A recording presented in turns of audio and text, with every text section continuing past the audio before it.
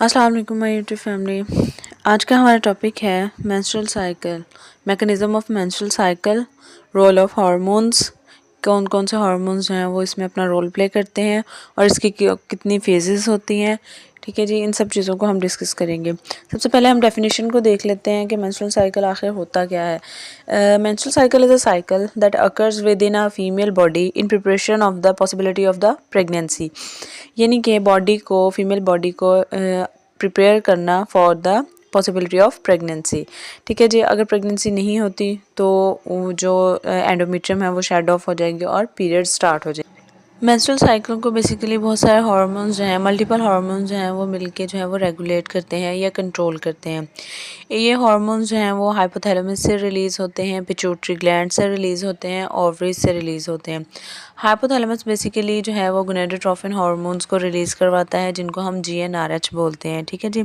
और pituitary gland जो है यानी कि वो इंटीरियर पिट्यूटरी जो है वो रिलीज़ करवाती है या वो सिक्रेट करते हैं फॉलिकल स्टिमुलेटिंग हार्मोन और ल्यूटिनाइजिंग हार्मोन।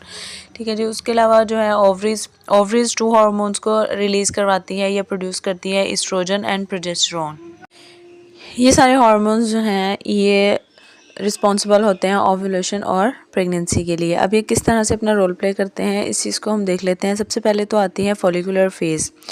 फॉलिकुलर फेज़ में क्या होता है कि फॉलिकल स्टिमुलेटिंग हार्मोन जो है वो किस फॉलिकल को जो है वो स्टिमुलेट करवाते हैं, यानी कि ओवरी से एग को जो है वो मैच्योर करवा के उसको रिलीज़ करवाना। ठीक है जी, इसको बोलते हैं फॉलिकुलर फेज़।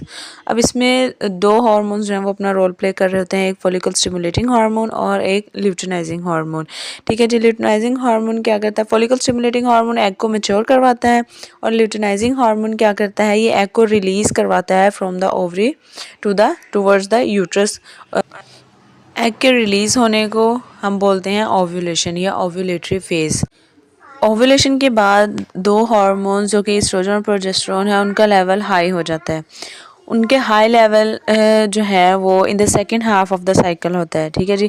वो फिर क्या करते हैं, फॉलिकल स्टिमुलेटिंग हार्मोन और ल्यूटिनाइजिंग हार्मोन को इस टाइम पे जो है वो प्रिवेंट करते हैं या वो सप्रेस करते हैं, यानी कि सिग्नल भेजते हैं पिट्यूटरी की तरफ कि जो है FSH और LH को जो है वो इनहिबिट कर दिया जाए, यानी कि रोक दिया जाए, ताकि फर्दर जो है वो मज़ीद जो है एग मेच्योर ना हो और ओव्यूलेशन ना हो।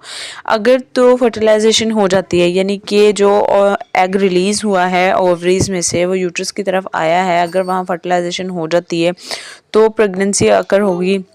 उससे क्या होगा कि एस्ट्रोजन और प्रोजेस्टेरोन का लेवल जो है वो हाई ही रहेगा, यानी ताकि कंटिन्यूसली जो है वो सप्रेशन हो सके ओव्यूलेशन की, यानी कि मज़ीद जो है वो 9 मंथ तक थ्रू आउट प्रेगनेंसी जो है वो कोई ओव्यूलेशन ना हो।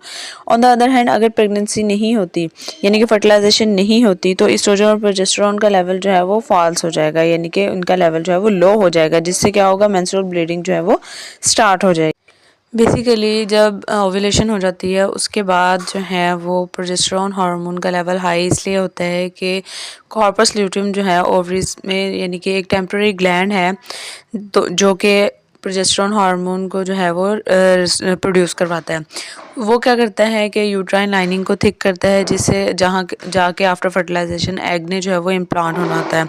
ठीक है जी। उसके बाद उसके अलावा वो क्या करता है कि मतलब कि प्री प्रेगनेंसी या मतलब आफ्टर प्रेगनेंसी जो है एक फिजिबल एनवायरनमेंट जो है वो प्रोवाइड करता है, ताकि जो है वो एक प्रॉपर वे में जो है वो एग की इम्प्लांटेशन हो और उसकी मतलब फीटस की ग्रोथ हो।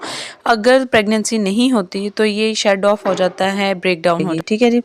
अब मेंस्ट्रुअल ब्लीडिंग स्टार्ट होने के बाद अक्सर जो है वो मेंस्ट्रुअल क्रैम्प्स का जो है वो कंप्लेन होती है फीमेल्स को। वो मेंस्ट्रुअल क्रैम्प्स जो हैं वो किस वजह से होते हैं, यूट्रस के अंदर जो लाइनिंग बनी थी जिसको हम एंडोमेट्रियम बोलते हैं, उसकी जो है अब उसने शेड ऑफ होना है।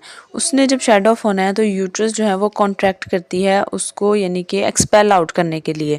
ठीक है जी। उसको ये कॉन्ट्रैक्शन जो है ये एक हार्मोन है प्रोस्टाग्लैंडिन्स, जो कि इसको ट्रिगर करवाता है, इसकी कॉन्ट्रैक्शन को, यूट्राइन कॉन्ट्रैक्शंस को। ठीक है जी। तो जब यूट्राइन मसल्स कॉन्ट्रैक्ट होते हैं तो उस टाइम पे जो है वो मेंस्ट्रुअल क्रैम्प्स होते हैं, यानी कि पेन्स होती है। ठीक है जी। सो इस वजह से जो है ये ड्यूरिंग, यानी कि पीरियड्स जो है वो फीमेल्स को पेन का इशू होता है या मेंस्ट्रुअल क्रैम्प्स जिसको आप बोलते हैं उसका इशू होता है। आई होप इस टॉपिक को लेके आपके डाउट्स जो हैं वो क्लियर हो चुके होंगे। फिर भी अगर किसी किस्म का कोई क्वेश्चन हो तो आप लोग कमेंट सेक्शन में पूछ सकते हैं, तो वो मैं आंसर कर दूँगी। अगर आपको मेरी वीडियोस पसंद आती हैं, मेरे वीडियोस को लाइक कीजिए, शेयर कीजिए और मेरे चैनल को लाजमी सब्सक्राइब कीजिए। मेरी कोशिश होती है कि आपको बहुत ही सिंपल और इजी लैंग्वेज में जो है वो बात को समझाने की कोशिश करूं, और जितना हो सके उतना मेडिकल टर्म्स जो हैं वो कम यूज़ करूं। आई होप कि आप लोगों को वीडियोस पसंद आती होंगी। मिलते हैं अगली वीडियो में। ओके, अल्लाह हाफ़िज़।